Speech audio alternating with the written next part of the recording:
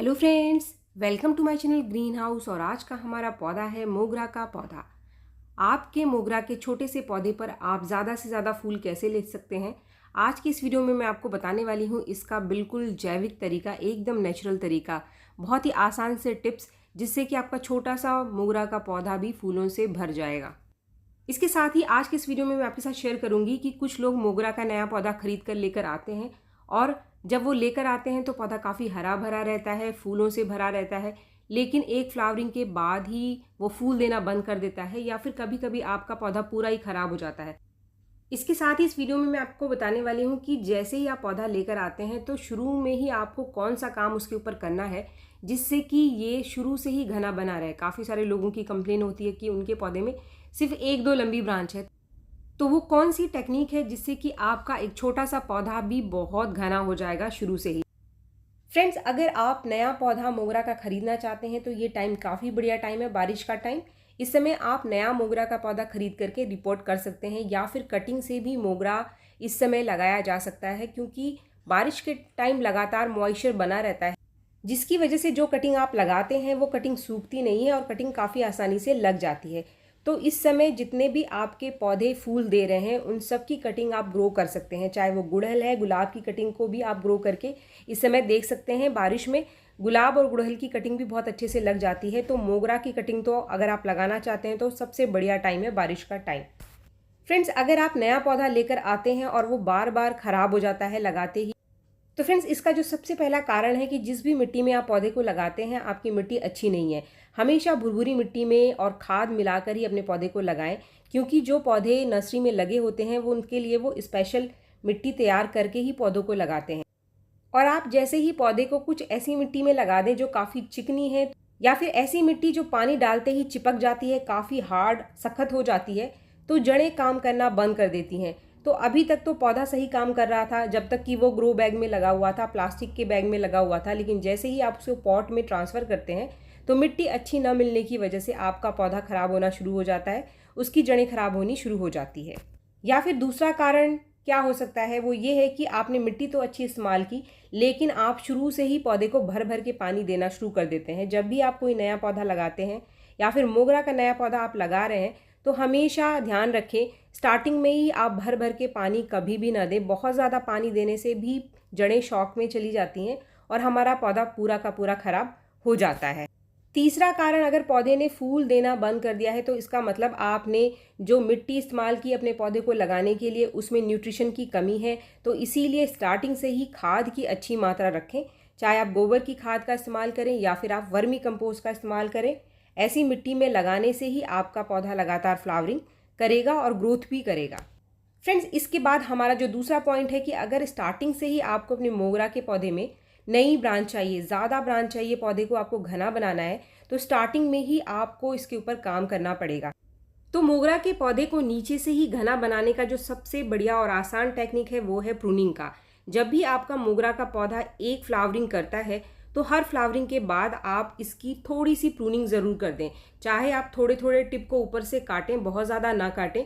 इससे आपका पौधा शेप में भी रहता है, इसमें लंबी लंबी ब्रांच इधर उधर बिखरी आपको दिखाई नहीं देगी, और जितनी कटाई छटाई आप ऊपर से करते रहेंगे आपके पौधे में उतनी ज़्यादा नई नई ब्रांचेस निकलती रहेगी।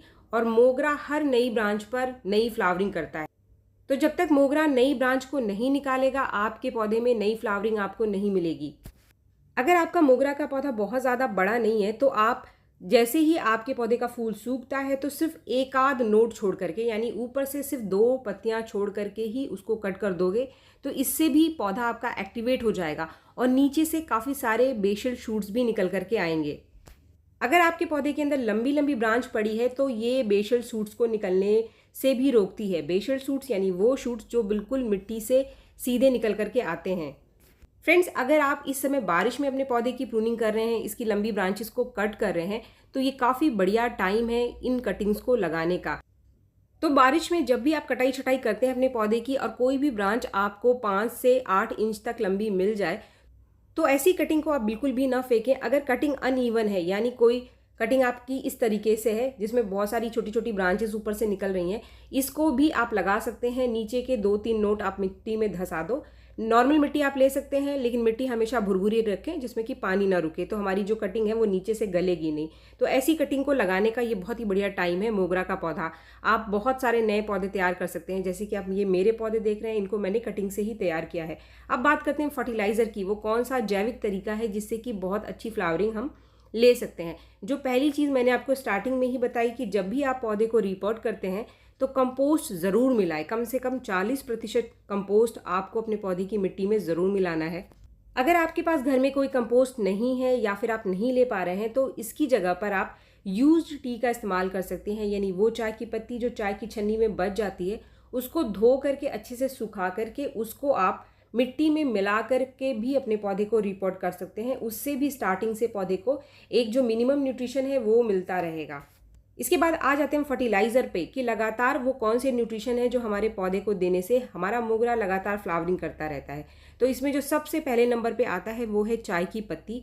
चाय की पत्ती का इस्तेमाल आप ज़रूर करें अगर आप कोई भी कंपोस्ट अपने पौधे को नहीं दे रहे हैं या फिर आपके पास कोई भी मार्केट का फर्टिलाइज़र नहीं है। ये बहुत ही बढ़िया काम करता है क्योंकि इसके अंदर नाइट्रोजन पाई जाती है और इसके अंदर टैनिक एसिड पाया जाता है। तो ये हर तरीके के पौधे में इसका इस्तेमाल कर सकते हैं आप।